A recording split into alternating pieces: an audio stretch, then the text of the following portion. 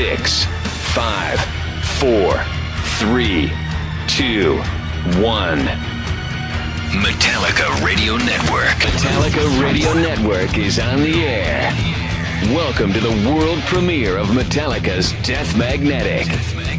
With a worldwide release set for Friday, September 12th, James Hetfield, Lars Ulrich, Kirk Hammett, and Robert Trujillo are going to hang out and chat for the next hour about their new release.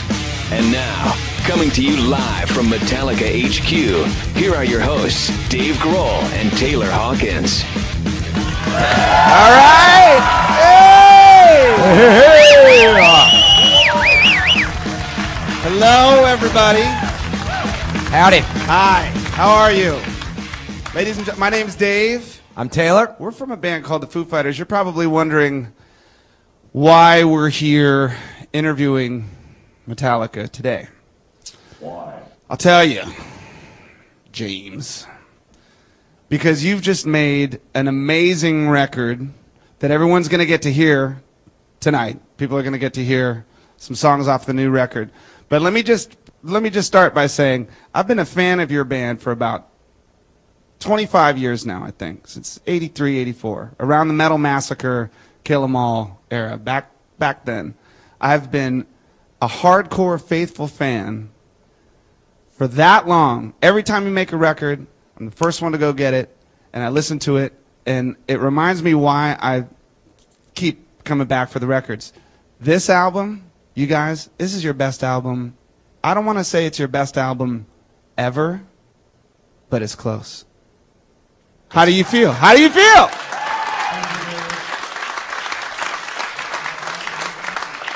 It's about time. I want to hug you right now. You can hug me later. We'll get to hugging a little bit later. I mean, how long did it take you guys to make this record? How long have you been working on it? 27 years. Right? There you go. Is it the record you always wanted to make? Totally. Yeah, for the last 2 years. Yeah. Well, it's been 2 years. Seems like 20. Going but on 3. yeah, it's been a long time, but really short. This was the easiest record to make because we're getting along so good, Yeah. and after St. Anger's near-death experience of us and the movie, I think we learned a lot about each other, and this movie was the easiest, or this well, we did make a movie of this too. Why would you not film yourself doing everything you do? Why do anything unless there's a camera on? That's what I always say. You know what I mean? That's the only reason why I get up in the morning. There you go. Also, you found the bathroom cam. Okay, Yeah. cool. All right. Well, we gotten along really well, and this was just an amazing journey for us. Good time. Also, working with Rick Rubin, who is the first time we worked with him, he has such a stress-free environment. He's really, you guys know him, he's really zen, he's really mellow, and there's no stress, and there's no hurry up and do this. Everything, he's open to everything, every idea that gets thrown. The word no doesn't exist. Hey, should we try? Yeah, let's try it. So there's a very kind of calm, zen-like atmosphere that has been really great for us the last couple of years. And we also got a chance for the first time when we made a record to actually go out and play some live dates in between recording and writing and all this stuff. So you go out on the road, you play some shows for a couple, 3-4 weeks, and you bring a lot of that energy back into the studio. And that's really made a difference for us this year, because you're not in the studio long enough to get sick of it. You're not on the road long enough to get sick of it. So you have these two balances that's worked really well for us. Well, these songs, and listening to we heard the new record for the first time today. About 6 songs. Yeah, 6 songs, and we just listened to them over and over. And it's a live record. You could tell that this stuff, it's meant to be played live. That there's sections where I could just imagine a field of 100,000 people just beating the hell out of each other for 5 minutes. You know what I mean? It's just out of control. And in the audience, too. Right? But I mean, honestly, what you guys did this time, for anyone who hasn't heard it, I'm really excited for hardcore fans listening to this record. There were 3 of us sitting around today listening to it, and it was just all smiles and air drumming, and it was really, awesome. really, That's really so psyched. awesome. Network. Come back to the Metallica Radio Network with James, Lars, Kirk, and Robert for the world premiere of Death Magnetic. Hey, this is Dave Grohl from Foo Fighters. Welcome back to the Metallica special. And Taylor Hawkins. I don't know. I don't like that guy. Where is he? Find Chris Martin, bring him in here. Jeez Louise. Okay, you know, one noticeable difference between this album and the last has got to be the guitar solos. Yes, solos are back. There are solos. Let me tell you. Not only is Kirk back, but dude, they've let you out of the cage, right? Am I right? Sooner, you know, someone had to sooner or later. It's kind of nuts because they're ripping and long, hard solos. Thanks, man. Every song chock full of ripping, shreddy rippies. I could not put the wah pedal down. That's what you're. You know what? saying. There's a moment on the last song actually when there's a drummer and there's that gear up with the walk, which is like the perfect. It's awesome. It's like shaking a bottle of pop. Sample that. I love it. That was fantastic. Thank you very much. I wish Now I could get that effect on my guitar. Put me in that talk box. I'll make it happen. So I read somewhere that a lot of that stuff is. I mean, did you work on your solos this time, or is it a lot of off the top of the head stuff, or what? Well, what happened was I worked on solos for a long part of the time, and you know, I didn't feel like I was hitting it on the head, and there was more than a few times where I just threw everything away and started over again, and after doing that like 2 or 3 times, I just said, screw it, and just went for just total spontaneity and like playing in the moment and playing live, which is something that Rick Rubin was trying to get out of us anyway. And so I just went for it, man. I just said, push the button, let's let her rip and see what comes out. And there honestly were times where I was recording and I play something and I look up from my guitar afterwards to say, what the hell was that? What did I just do? I mean, it was just, it came to a point where it felt like I was channeling something else. And I know that sounds kind of weird, but a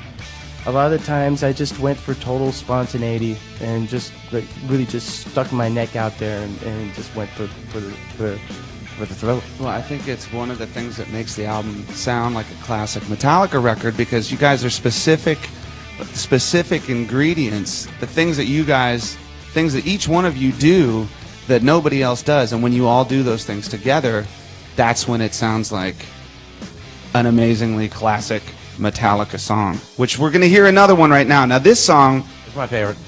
Taylor Hawkins, ladies and gentlemen. Taylor Hawkins' favorite song. All right, yeah. This is definitely my favorite song. Hold on, are we going to the song yet? All right, Starts with drums, right? Yeah, it does. I think so. And Whatever.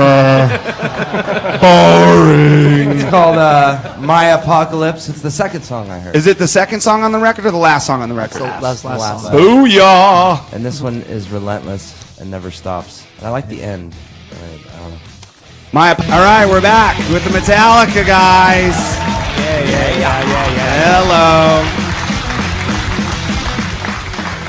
All right, I'm just kind of going down the line here. Okay, we got to the solo thing. We kind of touched on the drums a little bit, but you know, we could do that all night. Yeah. We could have our own little drum circle here, but we'll spare you guys. I want to come sit over with you guys in a few minutes. Okay? Like drummers of the world unite. I just have to say, with you 3 guys, it'd be an incredible drum off. Let's just say that. You know? Be an incredible amount of Advil necessary for everybody, too. Don would be working overtime. Yeah. Amazing beat off. Yes. Hey! All right. Rob? How are you, my friend? I'm doing great, thanks. You're doing good? Oh, yeah. Correct me if I'm wrong, but this is your first Metallica record? This is my first Metallica record. Yeah, it is! Yeah. Now, you're no stranger to the rock studio. You've made a lot of rock records in your life. Correct. What was it like making this record with these guys? I want to know. It was actually a lot of fun, a lot of jamming, and I was very fortunate to be sort of the middleman between Lars and James in a lot of situations. Kirk was actually spending a lot of time, he had his Slacking child. off, not here. No. Not showing up. He was representing the family. Other stuff, water skiing. And abandoned ship, Trujillo, take over. Yeah. And so anyway. Yeah. Rob filled that vacuous sort of position while my wife had not one but 2 children. Oh yeah. Jeez Louise. Yeah. Wow. Not at the same time. Not at the same time. I mean, in the last 5 years, we've had, 4 children born? Wait. Yeah. Is this a 4 commune, years? this place? What is this? It's insane. Join Metallica and give birth. I mean, The Metallica baby factory, as we call Wow. it. Spit them out. Love family, man. Come on in. It's wonderful. but it was a lot of fun. We spent a lot of time in that room right over there, jamming and working it all out.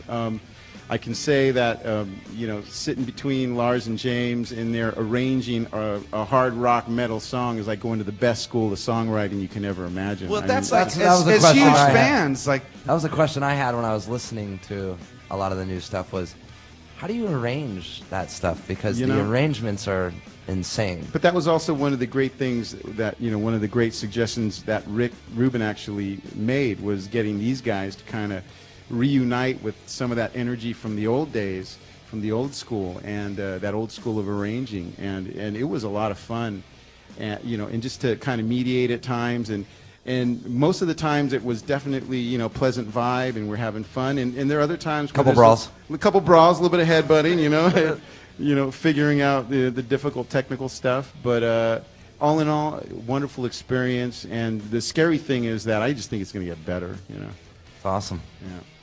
I agree, man. I mean, it's nice to hear some ripping bass on the record, too. It's nice to hear bass on the record. Somebody, I was doing some interviews in Europe last week, and some guy looked me in the eye and said, "This record's like And Justice for All with bass." I'll take that. Hey, did you ever meet the guy that put bass on Injustice for All? Yeah. And then, because he gave me one of those, too. Some dude in Detroit. Just for all. With bass. Yeah. Exactly. Yeah. 30% more bass. Amazing. How do you think I learned Injustice for All? Thanks to that guy. Wait, didn't you sell me a CD for $7? Okay. All right. Another winner. Another wiener. Another face slammer. Yeah, another wiener. Another one in the bunch. Now, you know what? This break, I think, is not. I think this is a short one. Muy So poquito. I want to save the lyrical questions for the next long one because You're I'm assuming sure. I can remember them. Well, it's one of those things. All right, let's get into it then, dude. No, whatever, man. You're in charge. I mean, are you the? That's right. Are you the guy that carries around the journal or the notebook or the thing and writes down stuff, or do you write riffs and then write lyrics? Or the iPod, or the Or the whatever I deal, write it. the dictaphone? Pardon? Yeah. Dictaphone. What'd you call me? I used to pretty much have a bag full of napkins and whatnot with just little notes written on, and half of them would get lost and whatnot. Basically, now I just write them in the phone, and I keep them all the time. Yeah, and then I can call myself and record some riffs. Riff. All right. And then we sit, a year later and listen to it and go, oh my God, what was I thinking?